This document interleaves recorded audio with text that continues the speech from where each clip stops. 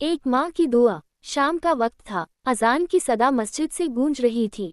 फातिमा भी अपने छोटे से घर में इबादत से पहले चूल्हा संभाल रही थी। उनका बेटा अली, जो अब विदेश में पढ़ाई कर रहा था, उन्हें बहुत याद आता था। रोज की तरह आज भी उसने फोन नहीं किया था। माँ का दिल बहुत बेचैन था। फातिमा भी एक मामूली दर्जी थी। उन्होंने अकेले अपने बेटे को बड़ा किया था।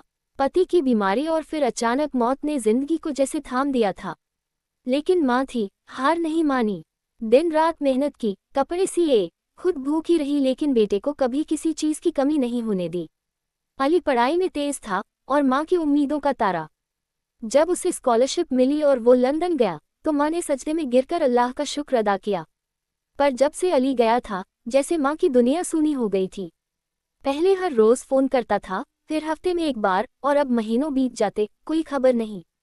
माँ हर रात कुरान पढ़कर दुआ करती, या अल्लाह, मेरे बेटे को हिफाजत में रख, उसे नेक राह दिखा।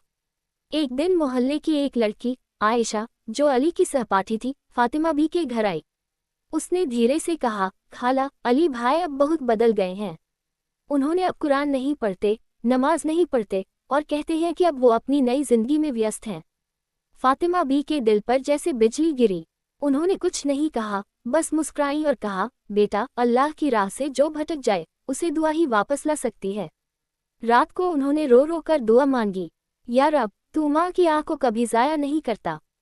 मेरे बेटे को माफ़ कर, उसे सीधी राह दिखा। उनकी आंखों से अश्क बहते रहे, लेकिन लबों पर सिर्फ दुआ थी। कई महीने बीत गए। एक दिन दरवाजे पर दस्तक हुई। उन्होंने खोला तो सामने अली खड़ा था। दाढ़ी बड़ी हुई, आंखों में पश्चाताप, और हाथ में एक छोटा सा कुरान शरीफ। माँ की आंखें भर आईं। उन्होंने बेटे को सीने से लगा लिया। अली ने रुंधे गले से कहा, अम्मी, मैं बहुत भटक गया था, लेकिन आपकी दुआओं ने मुझे वापस ला दिया।